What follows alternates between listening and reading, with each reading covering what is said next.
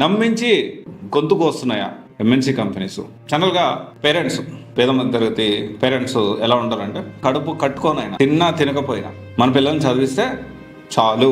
ఎందుకని ఆ విధంగా రిక్షా తొక్కే నాన్నకాడి నుంచి కూలి పని చేసుకునే వాళ్ళైనా, లేకపోతే ఇంకొక పని చేసుకునే వాళ్ళైనా, ఒక ఆటో తోలుకునే వాళ్ళైనా కానీ, చిన్న చిన్న వృత్తి పనులు చేసుకునే వాళ్ళు, రోజువారీ వ్యవసాయ కూలీ చేసుకునే వాళ్ళు కూడా వాళ్ళు ఏం ఆలోచిస్తారు తెలుసా? నా పిల్లల్ని చదివించాలి, నేను తిన్నా తినకపోయినా భగవంతుడా నాకు ఈ కష్టాలు నాకు వస్తే వచ్చే కానీ నా పిల్లలకి రాకూడదు. సో వాళ్ళకి నేను ఆస్తి ఇవ్వలేకపోతున్నా, ఎట్లాగైనా కానీ వాళ్ళకి మంచి విద్యనిస్తే వాళ్ళు హ్యాపీగా బతికేస్తారు అని ఆలోచిస్తారు. అలాగ ఆలోచించే అందరూ చదివిస్తారు. సో చదివించి బీటెక్లు, డిగ్రీలు, ఎంసీఏలు, ఎంబీఏలు నానా కష్టాలు పడి తంటాలు పడి చదివిస్తారు. సో వీళ్ళు కూడా రకరకాల ప్రెజర్స్, సొసైటీ ప్రెజర్స్ వీళ్ళు కూడా అంతా ఫేస్ చేసి కష్టపడి చదువుకొని డిగ్రీ బీటెక్ అయిపోయిన తర్వాత ఎందుకునే ఏదన్నా జాబ్ సంపాదిద్దాము, ఇనిషియల్గా ఏదైనా ఉద్యోగం సంపాదిద్దాం అనుకుంటారు.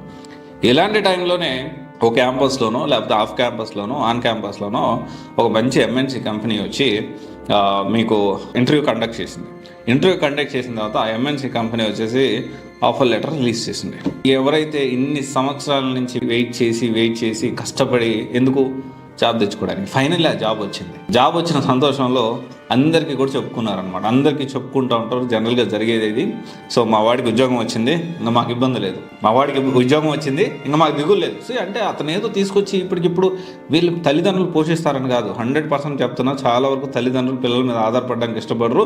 మనం ఎందుకు భారం కావాలి అని ఆలోచిస్తారు. వాళ్ళ సంతోషం, నా పిల్లోడు ఇంక సెటిల్ అయిపోయాడు, నాకేమన్నా అయినా పర్వాలేదు, అమ్మయ్య నా కొడుకు కానీ నా కూతురు కానీ వాళ్ళ కాళ్ళ మీద వాళ్ళు నిలబడ్డారు, నేను ఎన్ని సంవత్సరాలు పడిన కష్టానికి నాకు ఫలితం దొక్కింది అనుకుంటారు.